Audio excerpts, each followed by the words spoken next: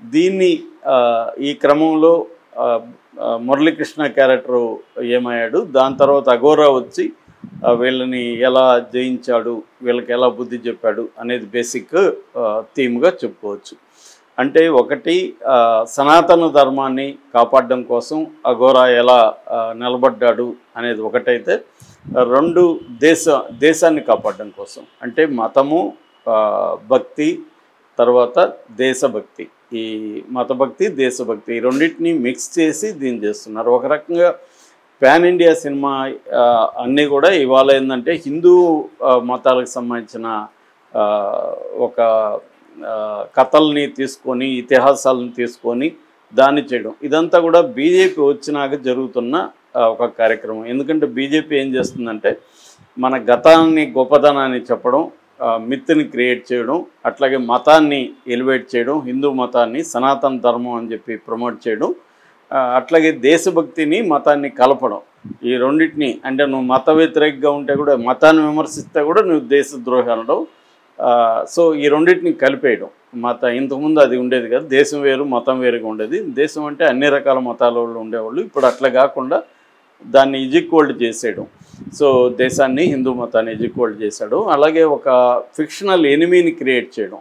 So ప్రజలందరికీ వీడు enemy అని క్రియేట్ చేయడం. అంటే రోజువారీ సమస్యలు, మామూలుగా మనకి 3 రకాల నీడ్స్ ఉంటాయి: living needs, livelihood needs, life style needs.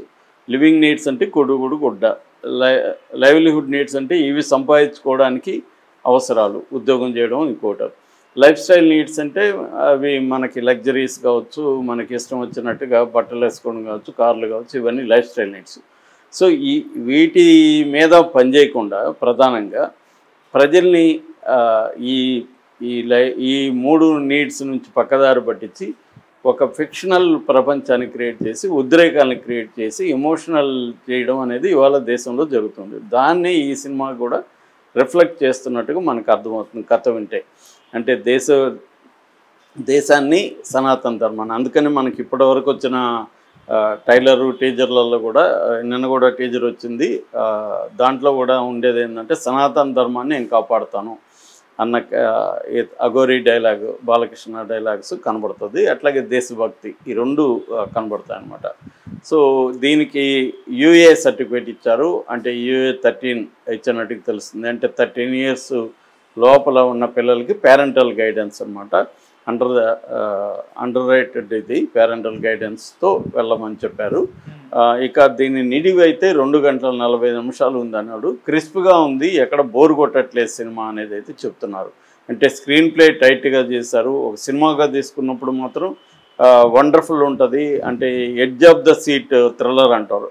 అంటే సీట్ చివరిలో కూర్చొని ఇలా చూడాల్సి ఉంటుంది. అంటే వాట్ నెక్స్ట్ అనే ఒక ఇంట్రెస్ట్ని క్రియేట్ చేయడం ఒకటైతే, గ్రాండియర్ లుక్ని క్రియేట్ చేయడం, అట్లాగే బాలకృష్ణ గెటప్ కానీ సీజీ వర్క్ అయితే చాలా ఎక్స్ట్రాడినరీగా ఉందని చెప్తున్నారు. ఎందుకంటే ఇక్కడ బాలకృష్ణ కొట్టినట్టుగా నమ్మించడం అనేది ముఖ్యం. ఎప్పుడైనా కూడా క్రెడిబిలిటీ అనేది ఇంపార్టెంట్.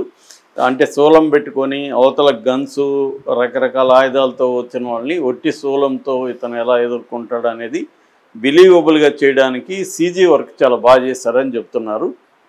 ఇప్పటివరకు ట్రైలర్లో చూపించింది, టీజర్లో చూపించింది చాలా తక్కువ పార్టు. నిజానికి సినిమా చాలా అద్భుతంగా ఉందని చెప్తున్నారు. సో ఇది పాన్ ఇండియా సినిమాలో ఫస్ట్ టైం బాలయ్య చాలా పెద్ద ఎత్తున, అంటే 500 కోట్లు దాటే అవకాశం ఉంది. ఇంకా చెప్పలేము 1000 కోట్ల క్లబ్లకు కూడా వెళ్ళొచ్చు అనేది ఇప్పటివరకు సెన్సార్ నుంచి వస్తున్న రిపోర్టు. అంటే కథ రివీల్ చేయట్లేదు కానీ ఖచ్చితంగా ఇది మాత్రం పెద్ద హిట్ అవుతుంది అనేది సెన్సార్ సభ్యుల నుంచి వస్తున్న రిపోర్ట్.